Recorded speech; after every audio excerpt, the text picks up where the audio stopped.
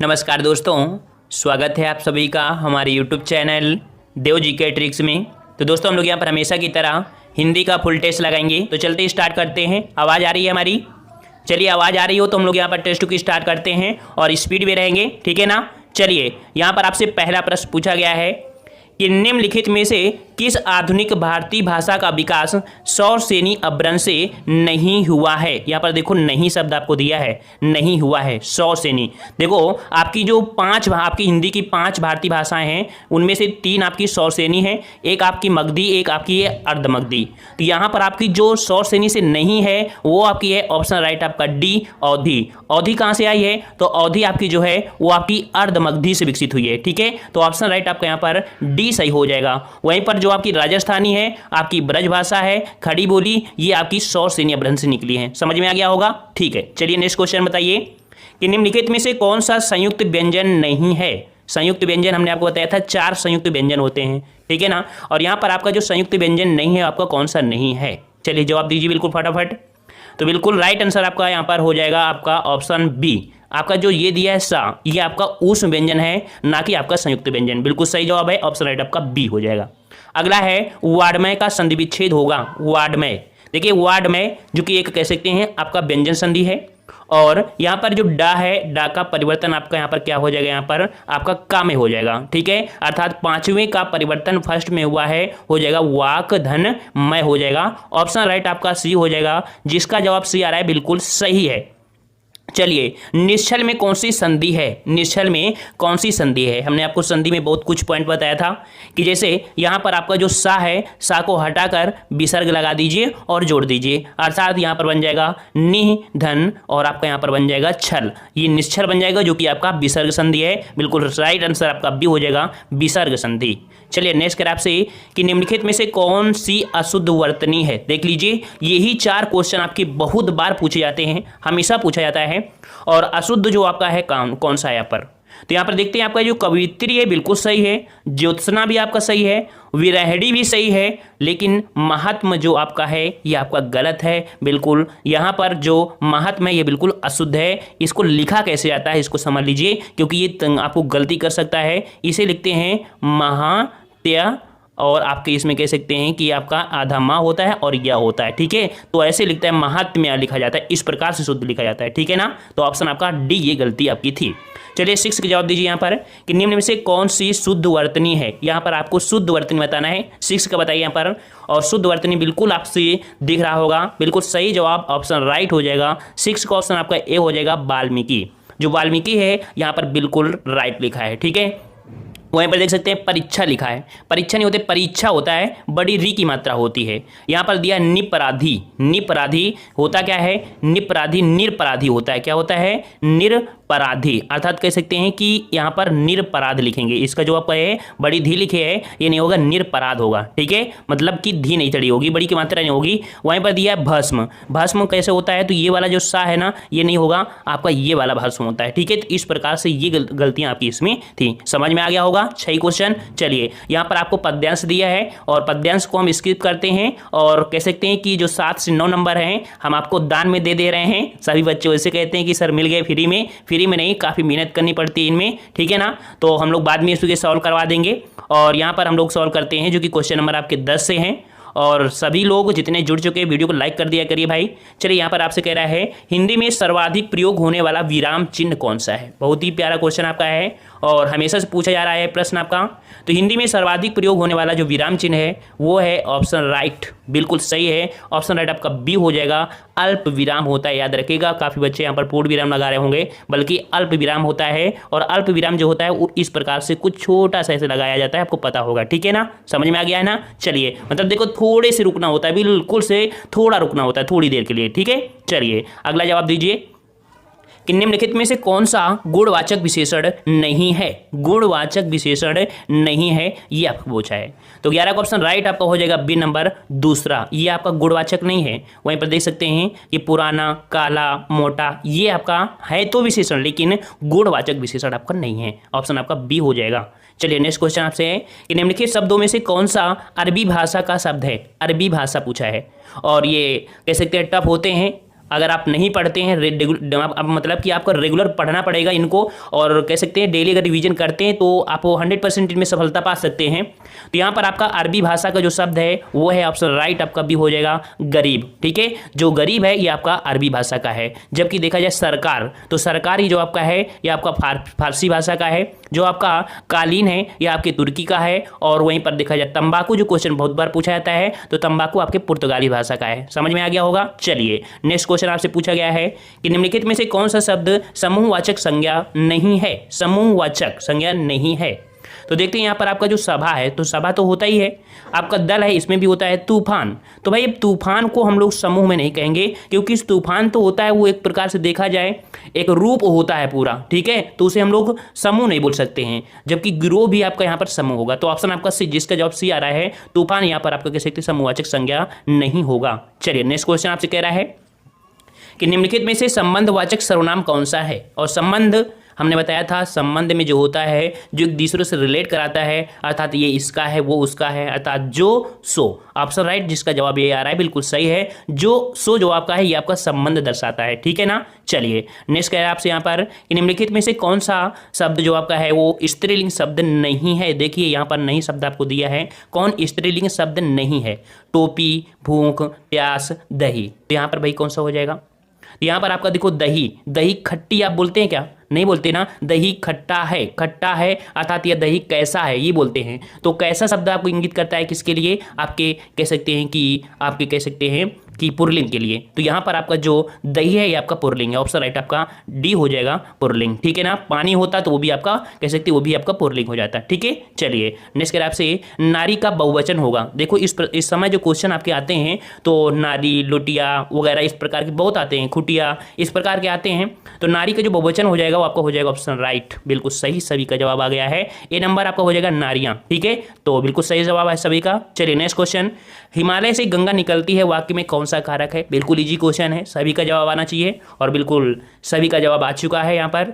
और option right आपका हो जाएगा 17 का ऑप्शन राइट, बिल्कुल सही जवाब है। ऑप्शन राइट आपका डी हो जाएगा, अपादान कारक है, क्योंकि गंगा हिमालय से निकल रही है अर्थात अलग हो रही है। ठीक है ना। चलिए नेक्स्ट क्वेश्चन है, दो या दो से अधिक धातुओं या दूसरे शब्दों के संयोग से या धातुओं में प्रत्यय लगाने से बनने वाली क्रिया जो होती है कौन सी होती है। तो देखो हमने आपको बताया था नाम धातु क्रिया, और नाम धातु हमने बताया था जैसे कि होता है आपका चल धातु। क्या होती है, चल धातु, हाथ धातु, है ना। और तो कह सकते हैं चल में अगर प्रत्यय लगा दिया जाए ना तो क्या हो जाएगा, चलना हो जाएगा। ठीक है। हंस में अगर लगा दिया जाए हंसना तो ये क्या हो जाएगा, हंसना। अर्थात कह सकते हैं कि जब नाम धातु में कोई भी आपकी कोई धातु होती है उसमें अगर हम प्रत्यय लगा देते हैं तो आपकी नाम धातु बन जाती है। ठीक है, तो ऑप्शन आपका सी सही जवाब हो जाएगा। ठीक है ना। चलिए नेक्स्ट कर आपसे, जिस काल में एक क्रिया का होना दूसरी क्रिया के होने पर निर्भर करता है वह आपका कौन सा है। तो देख सकते हैं काफी प्यारा क्वेश्चन आपका है जो कि काल से है, और ये हो जाएगा ऑप्शन राइट आपका सी हो जाएगा, हेतु हेतु मद भविष्य। देखिए जिस काल में एक क्रिया दूसरी क्रिया होने पर निर्भर करती है वो आपका हेतु हेतु मद भविष्य काल होता है आपका। 19 का ऑप्शन राइट आपका यहाँ पर हो जाएगा। जैसे वह आए तो मैं जाऊं, अर्थात ये कह सकते हैं कि वो उस पर निर्भर हो रहा है। ठीक है, सी आपका सही जवाब हो जाएगा। चलिए अगला जवाब दीजिए कि निम्नलिखित में से अंतःस्थ व्यंजन बताइए। अंतःस्थ व्यंजन आपको बताना है, और यहाँ पर अंतःस्थ व्यंजन 20 का ऑप्शन राइट जो आपका हो जाएगा कौन सा हो जाएगा, बिल्कुल सही जवाब है। ऑप्शन राइट आपका यहाँ पर ए हो जाएगा, या रा ला वा, ये आपका यहाँ पर अंतःस्थ व्यंजन है। ठीक है ना। चलिए नेक्स्ट कर आपसे कि निम्नलिखित में से कौन सा नि उपसर्ग का अर्थ है। देखो नि उपसर्ग का अर्थ है, तो नि अर्थात यहाँ पर जो इसका अर्थ निकलेगा वो आपका निकलेगा इनमें से सभी, क्योंकि यहाँ पर निषेध, अभाव, विशेष अर्थात उपयुक्त यहाँ पर आपके सभी हो जाएगा। ठीक है, कौन सा नि उपसर्ग का अर्थ है तो इनमें से सभी आपके हो जाएगा। ठीक है। चलिए नेक्स्ट क्वेश्चन आपसे अगला पूछा गया है कि निम्नलिखित में से तत्सम शब्द कौन सा है। तत्सम शब्द कौन सा है, यहाँ पर आपको तत्सम बताना है, जो कि संस्कृत के आपके शब्द होते हैं, शुद्ध संस्कृत के तत्सम शब्द होते हैं। तो राइट आंसर आपका 22 का हो जाएगा यहाँ पर बी नंबर, जो आपका जो दिया है स्वर्ण, ये आपका यहाँ पर तत्सम शब्द है। ठीक है, क्या आपका ये आपका तत्सम शब्द है। ठीक है ना। और जिसका तद्भव होता है सोना होता है। ठीक है, इसका तद्भव अगर पूछ लेता तो आपका सोना हो जाता है। ठीक है। चलिए नेक्स्ट कर आपसे, गीता ने आम खाया है वाक्य में कौन सा काल है। गीता ने आम खाया है वाक्य में कौन सा काल है। तो देखो यहाँ पर कह सकते हैं कोई जैसे कोई पूछ रहा है कि गीता ने आम खाया है तो इसका मतलब ये क्रिया अभी अभी हुई है ना। अगर मान लीजिए यहाँ की प्रश्नवाचक होता तो ये होता क्या गीता ने खाया है, तो संदिग्ध में होता, लेकिन यहाँ पर कह सकते हैं कि गीता ने आम खाया है, खा लिया है, इसका मतलब क्रिया अभी अभी हो चुकी है, तो आपकी जो क्रिया तुरंत होती है उसे बोलते हैं आसन्न भूतकाल। ठीक है, संदिग्ध इसलिए नहीं होगा क्योंकि यहाँ पर अगर ये प्रश्नवाचक होता कि कोई पूछा था तो संदिग्ध होता, बल्कि यहाँ पर ऐसा कुछ नहीं है। इस प्रकार से राइट आंसर आपका हो जाएगा आसन्न भूत। ठीक है, समझ में आ गया? आगे बढ़े, चलिए नेक्स्ट कर आपसे कि निम्नलिखित में से कौन सा स्थानवाचक अव्यय है? स्थानवाचक अव्यय, तो स्थानवाचक अव्यय में क्या होता है, यहाँ वहाँ ऐसे होता है, तो यहाँ पर राइट आंसर आपका जो हो जाएगा वो आपका हो जाएगा सी नंबर ऑप्शन राइट आपका यहाँ। ठीक है, जिसका जवाब सही आ रहा है बिल्कुल यहाँ पर 100% जो आपका सही है वो आपका यहाँ हो जाएगा। ठीक है, देखो ऑप्शन के अनुसार देखना पड़ता है और एग्जाम में भी त्रुटियां आ जाती हैं, ऐसा नहीं एग्जाम में त्रुटि नहीं होती, सब में होती हैं, लेकिन ऑप्शन के अनुसार जो 100% सही लग रहा है उसी पर फोकस ज़्यादा किया जाता है। ठीक है, क्योंकि माना जा सकता है कि यहाँ पर आप ऊपर भी बोल सकते हैं, लेकिन यहाँ पर उचित जो आपका है वो आपका सी यहाँ पर ज्यादा उचित है, इसलिए यहाँ पर आपका सी सही जवाब हो जाएगा। चलिए अगला है यथासंभव में कौन सा अव्यय है? यथासंभव में कौन सा अव्यय है?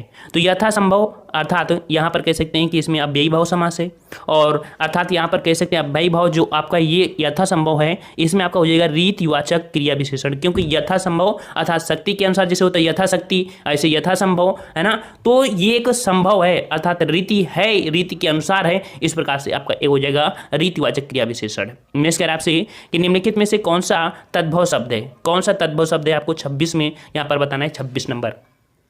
तो तद्भव आपका हो जाएगा 26 का ऑप्शन आपका ए, यहाँ पर आपका जो अमी है, अमी 26 का ऑप्शन आपका अमी जो आपका तद्भव है, इसका जो आपका तत्सम होता है वो आपका अमृत होता है। याद रखिएगा, काफ़ी बच्चे गलती कर सकते थे अमी को समझ के, क्योंकि वो पर्यायवाची थी है ना अमृत का, तो यहाँ पर जो अमी का आपका तत्सम बनेगा वो आपका अमृत बनेगा। ठीक है, तो इस प्रकार से यहाँ पर जो तद्भव है वो आपका ए है अमी। नेक्स्ट कर आपसे मुझसे बैठा नहीं जाता में कौन सा वाच्य है? मुझसे बैठा नहीं जाता है, तो यहाँ पर निगेटिव सेंस दर्शा रहा है, और 99% जहाँ निगेटिव होता है वहाँ पर अकर्मक क्रिया होती है, और अकर्मक क्रिया जो होती है वो आपकी भाववाच्य में होती है। तो राइट आंसर आपका बी हो जाएगा, जिसका जवाब यहाँ पर बी आ रहा है, बिल्कुल सही जवाब है। चलिए नेक्स्ट क्वेश्चन, नयन में किस प्रत्यय का प्रयोग हुआ है? नयन में किस प्रत्यय का प्रयोग हुआ है? तो हम लोग इसे तोड़ेंगे, जब तोड़ेंगे तो आपका बनेगा ने धन अयन। क्या बनेगा? ने धन अयन, अर्थात यहाँ पर जो आपका आंसर हो जाएगा बी हो जाएगा, आपका बी नंबर आपका सही हो जाएगा। ठीक है, तो जिसका जवाब बी आ रहा है बिल्कुल सही है। नेक्स्ट क्वेश्चन, विचार में एक प्रत्यय लगाने से बना शब्द। विचार में एक प्रत्यय लगाने से बना शब्द। देखो ये बच्चे गलती कर देते हैं विचार वाले में, और एक बार नहीं कई बार गलती किए हैं बच्चों ने। तो विचार में अगर एक प्रत्यय लगाया जाए तो बनेगा वैचारिक। ठीक है, याद रखना विचारिक नहीं बनेगा, वैचारिक बनेगा, जो कि ऑप्शन आपका यहाँ पर डी दिख रहा है, ये सही हो जाएगा। ठीक है ना, चलिए नेक्स्ट क्वेश्चन को आते हैं। क्वेश्चन आपसे अगला है कि निम्नलिखित में से कौन सा वाक्य शुद्ध है? यहाँ पर देख लीजिए, चारों ऑप्शन आपको देखना है, कौन सा वाक्य शुद्ध है, देख लीजिए चारों ऑप्शन। तो यहाँ पर आपका 30 का ऑप्शन राइट आपका हो जाएगा, सारा राज्य उसके लिए थाती था। ठीक है, ये वाक्य आपका यहाँ पर शुद्ध है। याद रखिएगा कि जो विकल्प में यहाँ पर सारा राज्य उसके लिए थाती, मतलब जो शुद्ध वाक्य होता है वो आपका यही होता है। ठीक है, अब मान लीजिए कि इसमें से बी वाले में गलती क्या है, तो बी वाले में देखिए कि आपका के जो आपका है, आपका ये जो आपका यहाँ पर आपका नहीं होना चाहिए, आपके होना चाहिए था। ठीक है ना, सी वाले में देखा जाए तो दिया है आपकी दिया है। ठीक है, आपकी के स्थान पर आपका आप होना चाहिए। ठीक है, इस प्रकार से अब देखा जाए डी वाले में, तो डी में जो दिया है प्रकार का तथा, तो होता का प्रयोग होना अनावश्यक है यहाँ पर। ठीक है ना, अर्थात कह सकते हैं कि यहाँ पर जो शुद्ध है वो आपका यहाँ पर ए वाला आपका हो जाएगा। ठीक है, चलिए नेक्स्ट क्वेश्चन आपसे दिया है कि निम्नलिखित में से एक निम्न में से कौन सा विशेष शब्द नहीं है? विशेष शब्द आपसे पूछा है, तो विशेष शब्द आपका जो नहीं है वो आपका कौन सा नहीं है? 31 का ऑप्शन राइट आपका हो जाएगा यहाँ पर सी नंबर आपका विपन्न। ठीक है, विपन्न शब्द विशेष नहीं है, बल्कि ये आपका विशेषण है, जिसका विशेष आपका बनेगा विपत्ति या विशद बन सकता है। ठीक है, तो ऑप्शन राइट आपका सी हो जाएगा। नेक्स्ट कर आपसे कि निम्नलिखित में से असंगत का चयन कीजिए। असंगत का चयन करना है, 32 बताइए यहाँ पर। तो आपका 32 का जो ऑप्शन राइट हो जाएगा वो आपका हो जाएगा ऑप्शन जो किए गए उपकारों को मानता है उसे कृतज्ञ बोलते हैं, बिल्कुल सही जवाब है। भविष्य में होने वाले को भावी बोलते हैं, भी सही है। जानने की इच्छा वाले को बोला जिज्ञासा, जबकि यहाँ पर कह सकते हैं जानने की इच्छा के लिए जिज्ञासा कहते हैं। यहाँ पर जिज्ञासु होता है, क्या होता है, जिज्ञासु, ये मात्रा होती है। ठीक है, इस प्रकार से ये आपका असंगत था यहाँ पर। ठीक है, चलिए नेक्स्ट क्वेश्चन बताइए। नेक्स्ट क्वेश्चन आपसे यहाँ पर कह रहा है कि निम्नलिखित में से रासव किसका पर्यायवाची शब्द है। रासव किसका पर्यायवाची शब्द है, 33 का जवाब दीजिए यहाँ पर। तो रासव शब्द जो आपका है ये आपका है आपका गदहा। ऑप्शन राइट आपका सी हो जाएगा, गदहा का पर्यायवाची है, जिसका जवाब यहाँ पर आपका सी आ रहा है, बिल्कुल सही है। इसके अन्य पर्यायवाची भी होते हैं, खर होता है, गर्दभ होता है, धूसर भी होता है, बेसर भी होता है। ठीक है, चलिए नेक्स्ट बताइए कि निम्नलिखित में से कौन सा शब्द विशेषण नहीं है। 34 का जवाब दीजिए, यहाँ पर कौन सा शब्द विशेषण नहीं है। तो राइट आंसर आपका हो जाएगा यहाँ पर ऑप्शन बी, जिसका जवाब बी आ रहा है, बिल्कुल सही है, प्राची। प्राची शब्द विशेषण नहीं है बल्कि विशेष्य है। ठीक है, जिसका विशेषण अगर देखा जाए कि इसका विशेषण क्या बनेगा, तो इसका विशेषण बनेगा प्राच्य। क्या बनेगा, प्राच्य बनेगा। ठीक है, चलिए नेक्स्ट बताइए कि निम्नलिखित में से कौन सा युक्त संगत विलोम शब्द युग्म नहीं है। निम्नलिखित में से कौन सा युक्त संगत विलोम शब्द युग्म नहीं है। चलिए जवाब दीजिए बिल्कुल फटाफट। तो यहाँ पर आपका जो ऑप्शन राइट दिया है आपका जड़, जड़ का दिया है स्थावर। ठीक है, अर्थात कह सकते हैं कि जो शब्द युग्म आपका संगत है, जड़ का विलोम चेतन होता है। क्या होता है भाई, जड़ का विलोम चेतन होता है। ठीक है ना, और स्थावर का विलोम आपका जंगम होता है। इस प्रकार से आपका गलत हो गया। ठीक है ना, चलिए नेक्स्ट बताइए धीरे धीरे में कौन सा समास है। धीरे धीरे में कौन सा समास है, 36 का जवाब दीजिए यहाँ पर।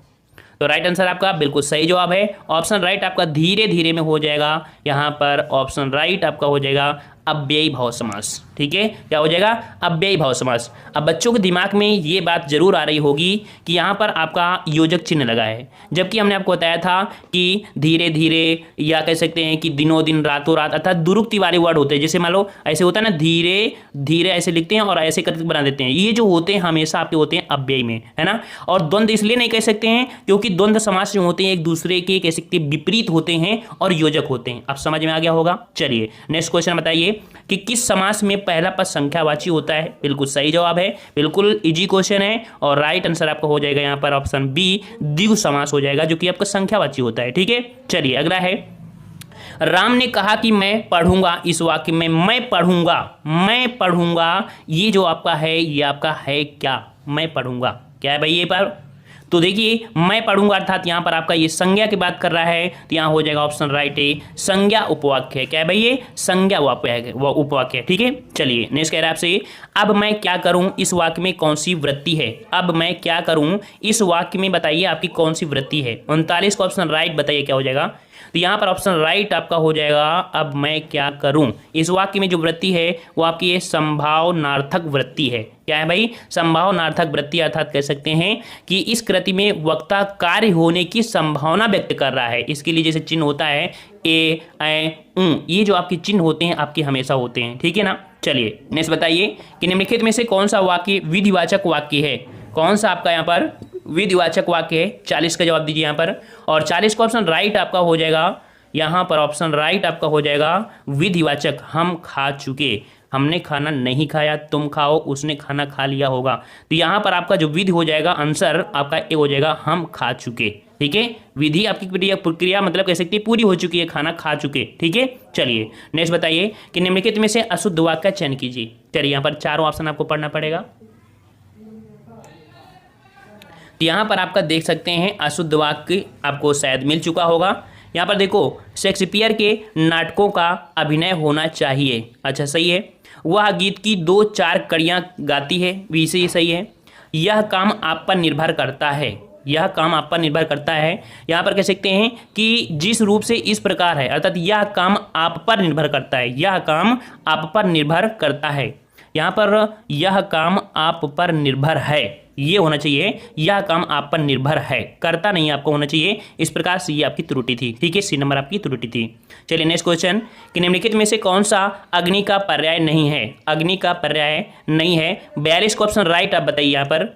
तो अग्नि का पर्याय 42 का ऑप्शन राइट आपका डी हो जाएगा, अनिल। ठीक है, अनिल, ये कह सकते हैं अनिल अग्नि का पर्याय नहीं है बल्कि ये वायु का पर्यायवाची है। ठीक है ना, देखो अग्नि के अन्य भी होते हैं, आग होता है, वायु होती है, पावक होता है, दहन होता है। ठीक है, चलिए नेक्स्ट बताइए कि निम्नलिखित में से कौन सा अमृत शब्द का अर्थ नहीं है। अमृत शब्द का अर्थ नहीं है, तो अमृत में देखिए आपका स्वर्ण हो जाएगा, आपका जल भी हो जाएगा, दूध भी हो जाएगा, लेकिन ब्रह्मा नहीं होता है। तो जिसका जवाब यहाँ पर बी आ रहा है, बिल्कुल सही जवाब है, बी नंबर आपका यहाँ पर सही हो जाएगा। अमृत शब्द का अर्थ ब्रह्मा नहीं होता है, ठीक है। अमृत के अन्य होते हैं, जैसे पारा भी होता है, अन्न भी होता है, दूध होता है, जल होता है, स्वर्ण होता है। चलिए नेक्स्ट क्वेश्चन बताइए यहाँ पर कि निम्नलिखित में से युक्ति उक्त विलोम शब्द युग्म का चयन कीजिए। युक्ति उक्त, ठीक है, देखो युक्ति और उक्त ये विलोम शब्द हैं एक दूसरे के, तो इनका चयन करना है। इनका सही जवाब क्या हो जाएगा? तो इसका सही जवाब हो जाएगा युक्त मतलब आपका तिमिर और उक्त मतलब आपका प्रकाश। 44 क्वेश्चन राइट आपका यहाँ पर ए सही हो जाएगा, ठीक है ना। देखिए कि तिमिर का विलोम प्रकाश होता है, जबकि कह सकते हैं मानव का दानव और मृत का जीवित और कह सकते हैं रथ का विरत हो जाता है। चारों हो गए आपके। चलिए नेक्स्ट क्वेश्चन, शब्द युग्म आपको दिया है अभिराम और अविराम, ये कि आपके अर्थ आपसे पूछा गया है। तो अभिराम का अर्थ क्या है और अविराम का अर्थ क्या हो जाएगा? जवाब दीजिए बिल्कुल फटाफट। बिल्कुल सही जवाब है, ऑप्शन राइट आपके यहाँ पर आपका 45 का हो जाएगा बी नंबर। अभिराम का हो जाएगा आपका सुंदर और अविराम का हो जाएगा लगातार, ठीक है ना। अभिराम का क्या हो जाएगा? देखो अभिराम का सुंदर और अविराम का लगातार, ऑप्शन आपका बी हो जाएगा। अगला है कुंडलियां किन दो छंदों से मिलकर बनती हैं? कुंडलियां किन दो छंदों से मिलकर बनती हैं? 46 का जवाब दीजिए यहाँ पर, और 46 का ऑप्शन राइट आपका हो जाएगा, बिल्कुल सही जवाब है, ऑप्शन राइट आपका ये हो जाएगा, दोहा और रोला से मिलकर बनती हैं, ठीक है ना। कुंडलियां क्या होती हैं? दोहा और रोला से मिलकर बनती हैं, और इसमें 6 चरण होती हैं, 24 मात्राएं होती हैं, ठीक है ना। चलिए एक पॉइंट की पहचान होती है, जो पहले पॉइंट होता है वही आपका बाद में भी आता है। चलिए कूप मंडूक होना मुहावरे का अर्थ बताइए। कूप मंडूक होना मुहावरे का अर्थ बताना है, और 47 का ऑप्शन राइट, बिल्कुल सभी का जवाब यहाँ पर आ रहा है। कूप मंडूक होना है कि सीमित ज्ञान, ये कह सकते हैं कि अनुभव होना, ठीक है। ऑप्शन राइट आपका हो जाएगा यहाँ पर डी नंबर आपका हो जाएगा, सीमित ज्ञान या कह सकते हैं अनुभव होना, ठीक है। चलिए अगला, संचारी भाव की संख्या, बिल्कुल सही है, वेरी गुड, सभी का जवाब आ चुका है पहले ही। तो यहाँ पर संचारी भाव की संख्या होती है, ऑप्शन राइट आपका ये हो जाएगा 33 होती है। कितनी होती है? 33 होती है। देखिए ये संचारी भाव होते क्या है? कुछ समय के लिए आपकी बॉडी में आते हैं और इसके बाद चले जाते हैं, ठीक है ना। चलिए नेक्स्ट कह रहा है आपसे कि निम्नलिखित में से कौन सी पुस्तक प्रेमचंद द्वारा लिखित नहीं है? हमेशा से क्वेश्चन पूछे जाते हैं आपके प्रेमचंद से, तो आपको रट लेना है। जैसे जयशंकर प्रसाद हो गया, प्रेमचंद हो गया, इनकी हमेशा पुस्तकें पढ़ लीजिए, लगभग जितनी पुस्तकें हों 10-15 सब पढ़ लीजिए। यहाँ पर आपको आंसर दिख गया होगा। देखिए कायाकल्प, रंगभूमि, गोदान तो आपकी प्रेमचंद की है, लेकिन ध्रुव स्वामिनी नहीं है। ध्रुव स्वामिनी किसकी है? यह आपके जयशंकर प्रसाद की है। किसकी है? जयशंकर प्रसाद की है। और यहाँ पर देखा जाए क्वेश्चन आपसे पूछा जाता है कि प्रेमचंद का अधूरा एक उपन्यास है, ये कह सकते हैं कि कृति है कौन? तो मंगलसूत्र, ठीक है। तो मंगलसूत्र जो आपकी है वो प्रेमचंद की अधूरी कृति है, याद रखिएगा, ठीक है। चलिए नेक्स्ट क्वेश्चन कि क्रिया की पूर्णता और नित्यता या सामान्यता आदि की अभिव्यक्ति क्षमता को कहा जाता है। क्रिया की पूर्णता और नित्यता या सामान्यता आदि की अभिव्यक्ति क्षमता जो कहा जाता है, क्या कहा जाता है? 50 का जवाब क्या हो जाएगा आपका? तो ऑप्शन राइट आपका हो जाएगा यहाँ पर बी, इसे हम लोग पक्ष कहते हैं। क्या बोलते हैं भाई? इसे पक्ष कहते हैं, ठीक है। ऑप्शन आपका बी हो जाएगा। नेक्स्ट कह रहा है आपसे कि निम्नलिखित में से कौन सा मित्र शब्द का अर्थ नहीं है? मित्र शब्द का अर्थ नहीं है बताइए यहाँ पर। 51 का जवाब दीजिए। तो ऑप्शन मित्र का अर्थ नहीं होता, देखो मित्र मतलब दोस्त होता है, सूर्य भी होता है, प्रिय भी होता है, लेकिन शिव नहीं होता है, ठीक है। ऐसे क्वेश्चन इस समय बहुत आ रहे हैं और बहुत कंफ्यूज कर रहे हैं, क्योंकि आपको अनेकार्थी अर्थ आना जरूर है। आप मतलब देखिए एक समय बना लीजिए कि पर्यायवाची पढ़ना है, विलोम शब्द पढ़ना है, अनेकार्थी शब्द पढ़ना है, क्योंकि अनेकार्थी शब्द में आपसे गलतियां हो जाती हैं, ठीक है ना। तो यहाँ पर 51 का ऑप्शन राइट आपका हो जाएगा सी, आपका शिव, ठीक है। चलिए नेक्स्ट क्वेश्चन कि निम्नलिखित में से कौन सा सरस्वती का पर्यायवाची नहीं है? सरस्वती का पर्यायवाची नहीं है, तो यहां पर आपको ऑप्शन राइट हो जाएगा आपका डी, इला। इला आपका ये सरस्वती का नहीं है, बल्कि पृथ्वी का पर्यायवाची है, याद रखिएगा, ठीक है ना। तो आपको एक कि सरस्वती की क्वेश्चन हमेशा बनते हैं, तो आप इसको पढ़ लीजिएगा, ठीक है। चलिए नेक्स्ट क्वेश्चन कि वह शब्दांश या अव्यय जो किसी शब्द के पहले आकर उसका विशेष अर्थ प्रकट करता है, उसे कहा जाता है। तो वह शब्दांश जो अव्यय किसी शब्द के पहले आकर आता है, तो उसे क्या बोलते हैं भाई? उसे बोलते हैं हम लोग उपसर्ग बोलते हैं। क्या बोलते हैं? उपसर्ग बोलते हैं। हम हिंदी में जितना जितना आपसे बोलते जाए, बस आप उतना करते जाइएगा, यकीन करिए हिंदी में आपको कभी दिक्कत नहीं आएगी। भिक्षुक शब्द में कौन सा प्रत्यय लगा है बता दीजिए। भिक्षुक में कौन सा प्रत्यय लगा है? प्रत्यय मतलब बाद में अब छुपा होगा। भिक्षुक, भिक्षुक क्या निकल रहा है, उक निकल रहा है ना। ऑप्शन आपका सी हो जाएगा, बिल्कुल सही जवाब है सभी का। नेक्स्ट क्वेश्चन कि निम्नलिखित में से कौन सा विशेष शब्द नहीं है, विशेष शब्द नहीं है। तो यहाँ पर आपको 55 में बताइए विशेष से। तो विशेष यहाँ पर दो घातक जो दिख रहा होगा डी नंबर घातक, ये आपका विशेषण शब्द है जिसका विशेष से होता है घात। ठीक है, इसका विशेष से क्या होता है, घात होता है। ये भी आपके कंफ्यूज कर देते हैं, है ना, तो इनको भी पढ़ लीजिएगा। विशेष विशेषण। अगला है कि निम्नलिखित में से कौन सा विशेषण शब्द नहीं है, कौन सा विशेषण शब्द नहीं है। चलिए यहाँ पर बताइए विशेषण। तो यहाँ पर आपका जो विषाद है, विषाद, विषाद ऑप्शन आपका सी, जो आपका सी है विषाद, ये आपका विशेष से है ना कि विशेषण है। जिसका विशेषण क्या बनता है, तो विषाद का विशेषण बनता है आपका कह सकते हैं कि विसरण, मतलब ऐसे अगर हम देखा जाए लिखेंगे तो आपका लिख दिया जाएगा वी और इसके बाद आपका होगा सा और इसके बाद होगा आधा आना और इसके बाद पूरा आना। ठीक है, इस प्रकार से लिखा जाएगा, ये आपका बनेगा, इसका विशेषण बनेगा। ठीक है ना। चलिए नेक्स्ट क्वेश्चन, जो स्त्री सूर्य भी ना देख सके वाक्यांश के लिए एक शब्द बताइए। जो स्त्री सूर्य भी ना देख सके उसके लिए बताइए क्या होगा।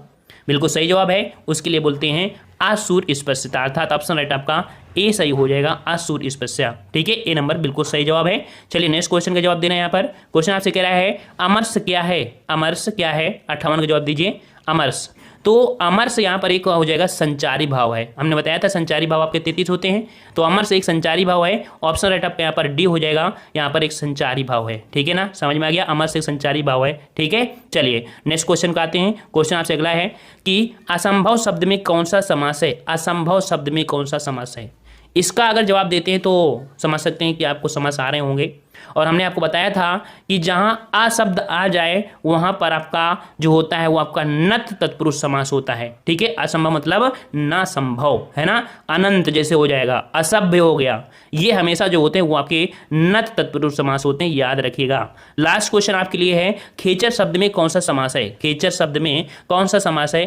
तो बताइए यहाँ पर भाई खेचर में कौन सा हो जाएगा। खेचर में हो जाएगा आपका ऑप्शन राइट, यहाँ पर हो जाएगा ए नंबर अलुक तत्पुरुष समास है। कौन है भाई यहाँ पर, तो ऑप्शन आपका ए हो जाएगा अलुक तत्पुरुष समास है। देखिए जिस तत्पुरुष समास में पूर्व पद की विभक्ति का लोप ना हो उसे अलुक तत्पुरुष समास कहते हैं। जैसे मान लो धनंजय, युधिष्ठिर, ऐसे में आपका अलग तत्पुरुष होता है। 2-3 रट लीजिए आपको मिल जाएंगे। ठीक है ना, तो ठीक है भाई, तो पसंद आया तो वीडियो लाइक करिए, चैनल को